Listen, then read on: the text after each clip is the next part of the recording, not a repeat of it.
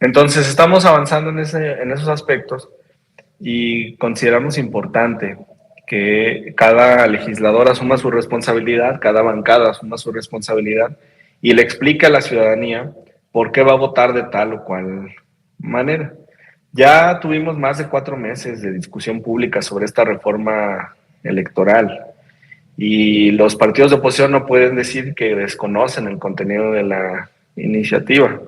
Pero aún así, Albino, se les van a dar estos 5 días para que revisen el dictamen. Estamos convocados el 23, la junta directiva a las 9 de la mañana y el pleno de las comisiones a las 10 de la mañana para poder circular el dictamen de reforma constitucional en materia electoral.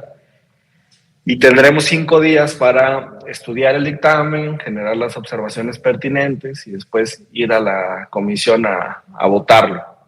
Ahí en comisiones no vamos a tener ningún problema porque tenemos mayoría. La vamos a votar por las comisiones de puntos y reforma político-electoral y seguramente habrá opinión de la Comisión de Gobernación, porque solamente 2 comisiones pueden votar reformas, no podrían sumarse 3, pero la de Gobernación podría ser opinión. Te pongo el ejemplo de la reforma constitucional en materia eléctrica. La votamos las comisiones de puntos constitucionales y energía y se tuvo opinión de la Comisión de Medio Ambiente. Así igual acá, votaremos en comisiones de reforma político-electoral y puntos con la opinión de la Comisión de Gobernación. En ninguna de las 3 comisiones tenemos problema porque contamos con mayoría, la coalición. Entonces, se tienen que dar 5 días para que conozcan el dictamen y lo puedan analizar a profundidad, que no les digan que los quisimos sorprender. Y entonces, después de eso, van a tener la oportunidad de hacer sus manifestaciones en comisiones y votar. Y una vez agotado esto, sería el 29, pues podríamos subir esa misma tarde al pleno o al día siguiente para que se vote ya la reforma constitucional. Me parece interesante lo que son las comisiones, porque ahí es el lugar donde primero se va a votar, no tiene Morena ningún problema.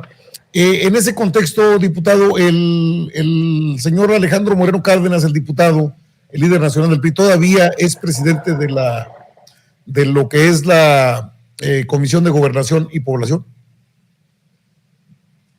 Vamos a tener que consultar eso con los integrantes de la comisión. Ya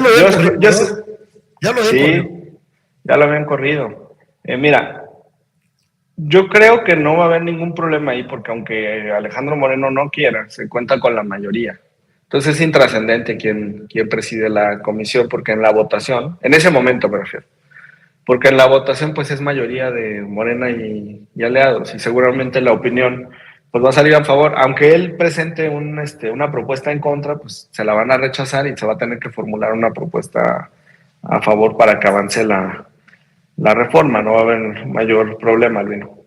No, muy bien, diputado, obviamente la reforma va, porque va a salir la reforma, por supuesto.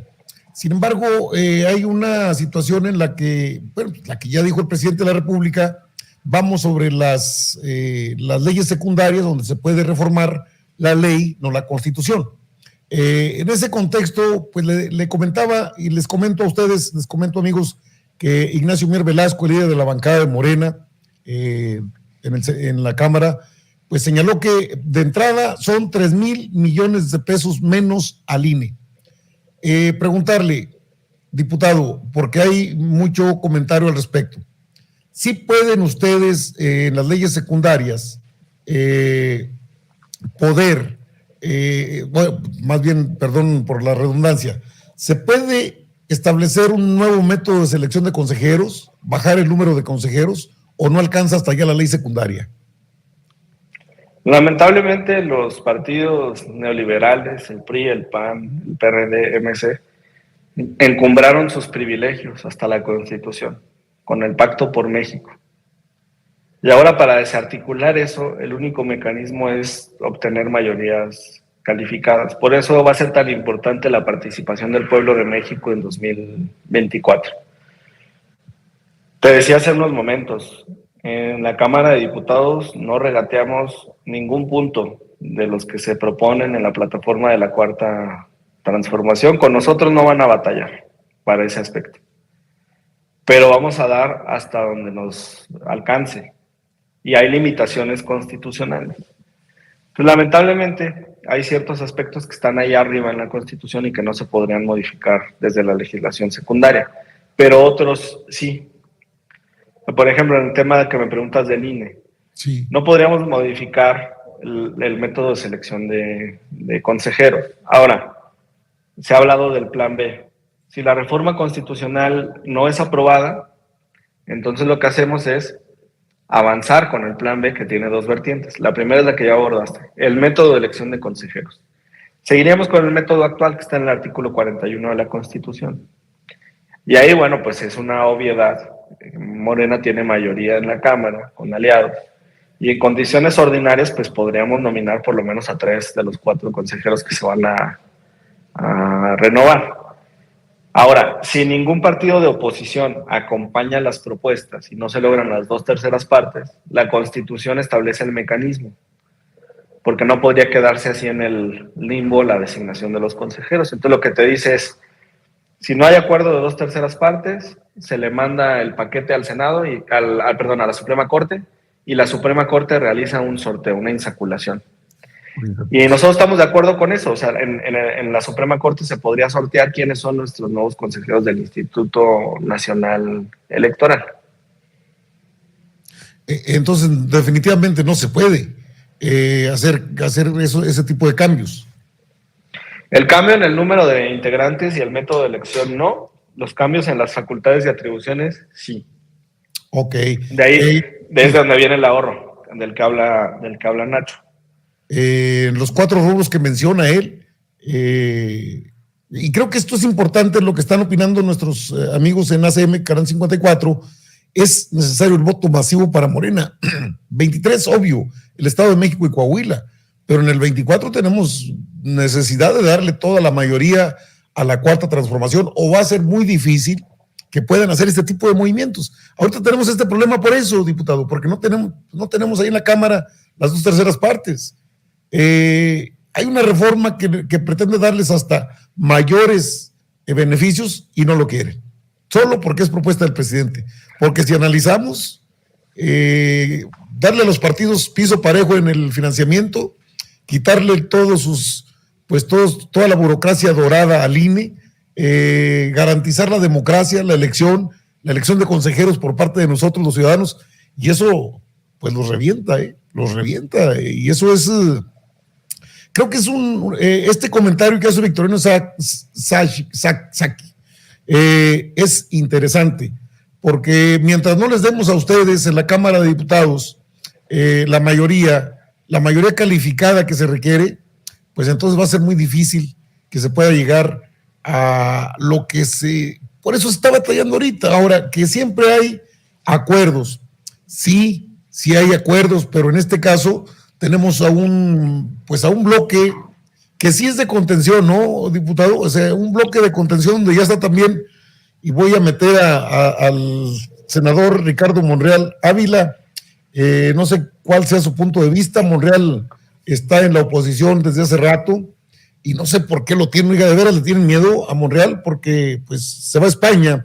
Se habla de un cónclave que tendría una reunión secreta que tendría por allá en Madrid con Carlos Salinas de Gortari, con el otro que fue expresidente Felipe Peña Nieto, y con Peña Nieto, que para ya definir la candidatura 2024, porque él quiere el 24, está aferrado a eso. Obviamente ya no tenemos, ¿verdad?, a Ricardo Monreal en la Cámara de Senadores. Yo quisiera preguntarle, le pregunto porque usted lo sabe, está en la jugada política, está en el candelero, está donde se toman las grandes decisiones como representante popular. ¿Qué falta para que Ricardo Monreal ya se haga a un lado, diputado? Digo, ya está hecho a un lado, ¿eh? Bueno, primero expresarte mi reconocimiento a Nacho Mier, porque sí, él también estaba invitado a esta reunión a España, mi coordinador parlamentario. Y Nacho dice, no, hay cosas que importan más, yo me quedo en México al trámite de la reforma electoral y me quedo para acompañar al presidente de la República a su marcha. Y esto es lo que te he comentado desde el arranque del programa. Ustedes no se preocupen de lo que ocurre con la bancada de Morena en la Cámara. Estamos firmes, estamos unidos, estamos convencidos del proyecto y además tenemos un liderazgo excepcional con Nacho. Yo espero que Nacho tenga un gran futuro, que le vaya muy bien en el estado de Puebla. Creo que sería un extraordinario gobernador en 2024. Ahí él se va a enfrentar a otras objeciones, ¿no? Particularmente del gobernador que está en funciones. Pero Nacho ha demostrado esta lealtad al presidente de la República y a su proyecto, y en cada votación así lo hace. ¿Qué me preocupa de lo que comentas del senador Monreal? Mira, ya sabemos que en el Senado no tenemos las 2/3 partes, pero ahora mi gran duda es si siquiera tenemos la mayoría simple. Y la verdad me preocupa, Albino, porque nosotros acá vamos a hacer ajustes hasta donde nos dé. Te voy a poner algunos ejemplos del tema del INE. Hay comisiones que tienen nombres diferentes, pero ven asuntos muy similares. Se dedican casi a lo mismo y duplican funciones aún dentro del mismo instituto. Es más, los consejeros que integran esas comisiones son los mismos, pero abajo tienen toda una estructura de burocracia dorada. Ahí podría venir ajustes. Hay empalmes entre las funciones del Consejo General del INE y los soples. Se pueden modificar reglas de fiscalización, reglas de campañas, voto electrónico, acciones afirmativas, cosas que son importantes y que se pueden rescatar del proyecto de iniciativa del presidente de la República. En eso va a consistir la reforma secundaria. La reforma secundaria va a buscar recuperar en la medida de lo posible el espíritu de la iniciativa del presidente y va a avanzar en la Cámara.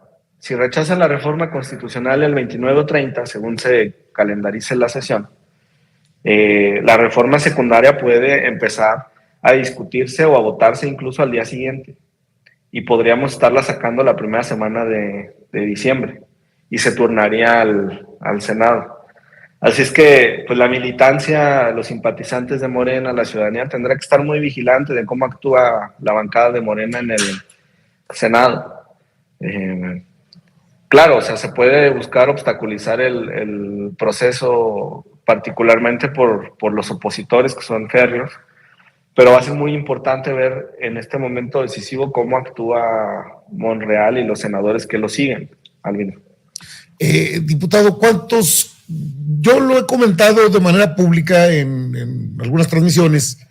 La gente truena con Monreal, es obvio. Ahora se hace llamar Monreal el indomable. Otros le dicen Monreal el Judas o Monreal el infumable. Vamos ya de gustos a gustos, pero ¿cuántos senadores cree usted que pueda tener en la mano Ricardo Monreal para su proyecto personal de proyectarse como candidato? De toda la bancada, obviamente tiene senadores de su lado. Eduardo, ¿cómo se llama? No recuerdo el nombre. Él, sí, o sea, son 2 o 3, pero digo, el presidente también lo dijo en una mañanera, tengo al Senado. Este trabajo de conciliación, de diálogo que ha tenido en las últimas semanas por la reforma al quinto constitucional de Adán Augusto López Hernández, nos hace ver que sí hay una fuerza real en el Senado de la República de Morena, de la Cuarta Transformación, o la mayoría ya está con Monreal. ¿Cuál es su opinión, diputado? Por lo que comenta, pues si ya se perdió la mayoría, ni hablar. Bueno, yo veo un grupo de senadores que sí están convencidos del proyecto y que no han sido blandos en señalamientos, incluso al interior del grupo parlamentario, ¿no? Ahí está el senador Cravioto. Sí. Yo escuchaba ayer al senador Ovidio diciendo, no, yo sí voy a marchar, yo voy a estar presente, y muy, muy convencido de la necesidad de la reforma. Yo creo que va a ser una prueba de fuego individual, de si están con el proyecto de la Cuarta Transformación o están con un proyecto de intereses personales y de grupo.